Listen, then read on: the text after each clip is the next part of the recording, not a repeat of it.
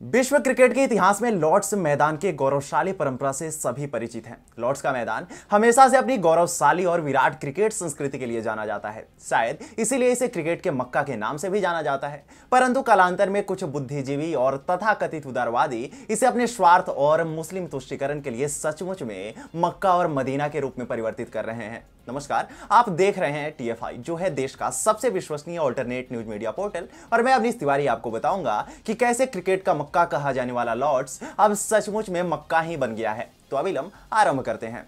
दरअसल 21 अप्रैल 2022 इंग्लैंड और Wales cricket board के लिए एक ओक दिवस था। इसी दिन अंग्रेजी बोर्ड ने रमजान के मौके पर लंदन के लॉर्ड्स क्रिकेट ग्राउंड में पहली इफ्तार पार्टी का आयोजन किया था।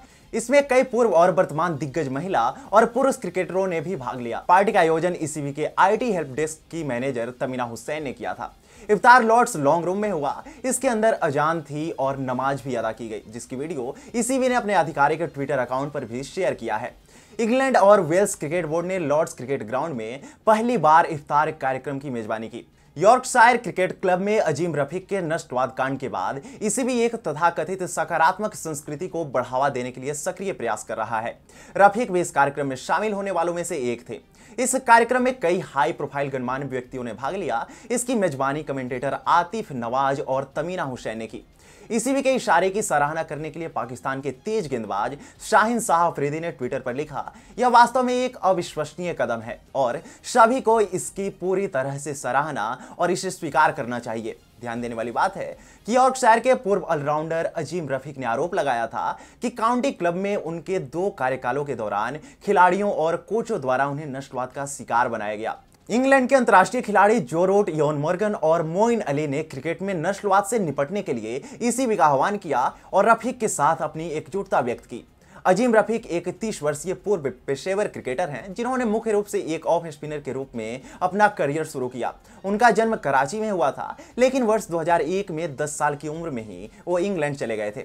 वहीं कमेंटेटर तमीना हुसैन ने कहा, मैं इस क्रिकेट हाउस में एक लंबा कमरा बनाना चाहती थी जहां हम इफ्तार का आयोजन कर सके। मैं बहुत आभारी हूं कि मैं इस अवसर पर यहां हूं।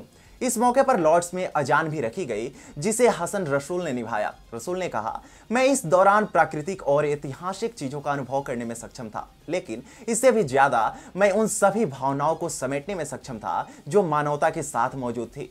इफ्तार पार्टी में इंग्लैंड के वनडे टी20 कप्तान योन मोर्गन, पूर्व कप्तान ग्राहम गुच, लिडिया ग्रीनवे और महिला क्रिकेटर टैमी ब्यूमोंट भी शामिल हुए।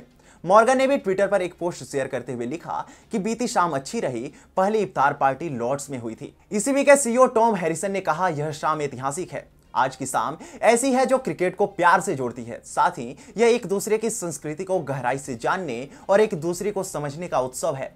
इंग्लैंड क्रिकेट बोर्ड की यह स्वीकारोक्ति संपूर्ण क्रिकेट जगत के मन में खटास और विद्वेष पैदा कर सकती है। लोग यह सोचने के लिए अवश्य ही बाध्य होंगे कि अगर रमजान का आयोजन एक दूसरे की संस्कृति और सभ्यता को समझने के लिए किया जा रहा है, तो यह पूर्ण रूप से एक तरफा क्यों है? क्या इंग्लैंड क्रिकेट बोर्ड को यह नहीं पता कि उसी समय हिंदू धर्म के पवित्रतम त्योहारों में से एक अक्षय तृतीया भी था? क्या कभी लॉर्ड्स का क्रिकेट ग्राउंड दिवाली, दशहरा या फिर होली के आयोजन का स्थल बना है?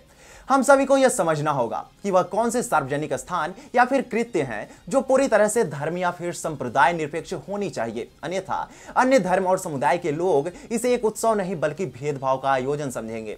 उनका यह समझना भी बिल्कुल जायज है, क्योंकि क्रिकेट केवल एक विशेष समुदाय के लोग ही नहीं खेलते।